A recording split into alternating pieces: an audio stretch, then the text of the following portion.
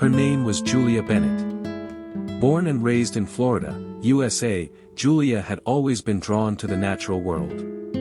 As a child, she would spend hours by the Everglades, sketching birds and studying turtles. Her love for animals was not just a childhood phase, it was a calling.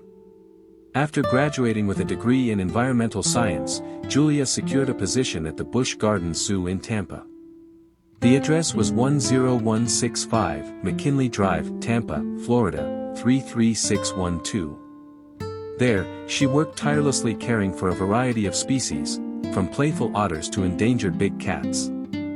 Julia's time at the zoo sharpened her instincts and broadened her understanding of animal behavior, particularly among large predators and exotic birds. But after 3 years, her heart longed for something more raw, more real. She wanted to protect wildlife in their natural habitat, not just behind enclosures. That desire led her far from home. She moved to Brazil to work in the Pantanel wetlands, one of the largest tropical wetlands in the world, known for its biodiversity. Julia joined a conservation unit near the town of Poaching, deep within the Mato Grosso region. The Pantanel, with its mosaic of flooded grasslands and dense forests, was a challenging yet mesmerizing place to be. Her first few weeks in the field were tough. The humidity was relentless, and sudden downpours often turned trails into muddy traps. Mosquitoes were a constant nuisance, and caimans lurked near every stretch of water. But Julia never complained. Her eyes sparkled with determination, and her colleagues quickly noticed her unwavering work ethic and kind spirit. Each day, Julia rode in a swamp-ready vehicle across the terrain, tracking jaguars, capybaras, and marsh deer. Her job involved patrolling for signs of poachers, setting up camera traps, and recording animal movements. In the evenings, she would sit near the campfire and jot down her observations in a leather-bound notebook she carried everywhere. Her background in zookeeping gave her an edge. She could read subtle animal behavior cues others might miss, and her ability to stay calm under pressure made her a reliable team member. Within a few months, she had become an integral part of the field unit. One morning, as the sun rose over the marshes, casting a golden glow across the waterlogged plains, Julia prepared for her daily patrol. But that day, her usual partner, Tiago, called in sick with a fever. The patrol could not be delayed. There had been recent reports of suspicious activity near the forest edge. Julia decided to go alone.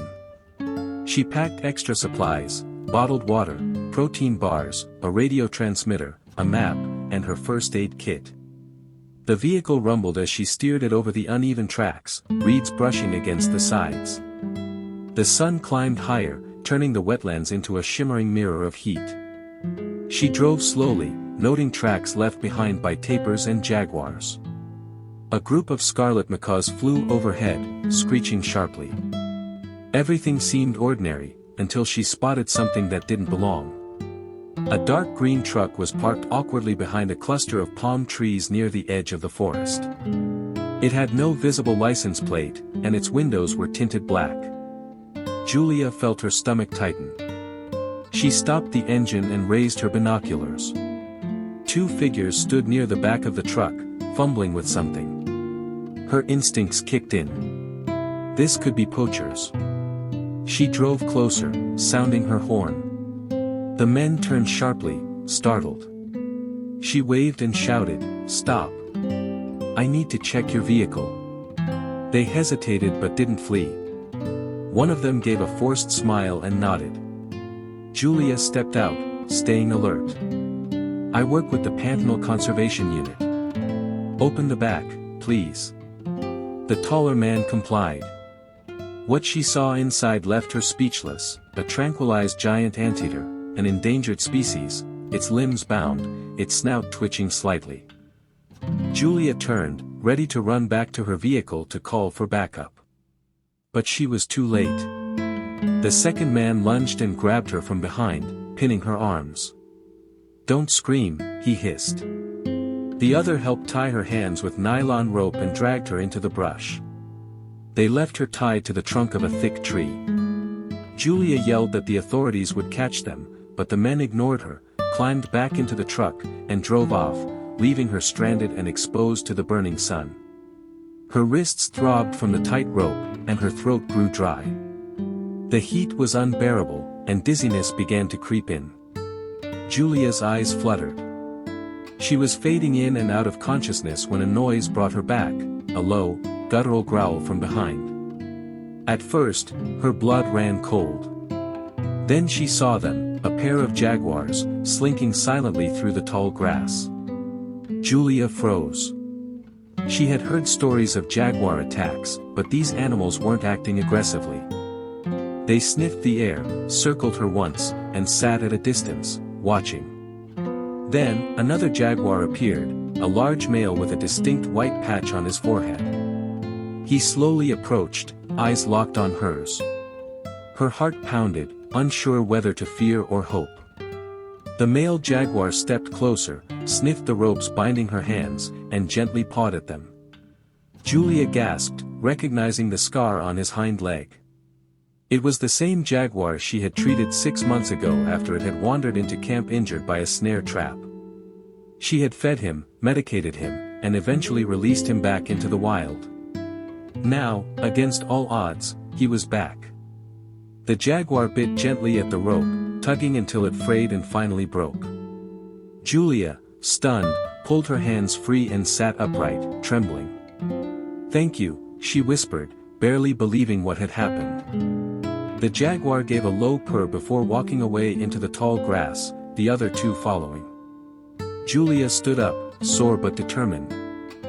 She ran back to her vehicle, started it, and immediately radioed headquarters. "I need backup, 2 poachers just fled with an anteater in a green truck. Heading northeast along Trail B17. The response was swift. Rangers and police units were dispatched. Julia joined a team and followed tire tracks through the forest edge. After 2 hours, they spotted the truck stuck in the mud near a narrow stream. The poachers tried to run, but they were quickly subdued and arrested. The anteater was recovered, weak, but alive. A veterinarian sedated it properly and transported it to the rehab center. Julia watched, relief flooding her chest as the animal was carried away safely. Back at base, her team celebrated the success of the operation. The poachers were charged with illegal hunting and transport of endangered species. Julia returned to her small wooden cabin at the edge of the wetlands. As night fell and frogs sang their chorus outside, she played soft music and wrote in her journal. Today could have ended in tragedy. But kindness, once given, had come back to save her life. And tomorrow, she would continue her mission, stronger than ever. Thank you for watching the video.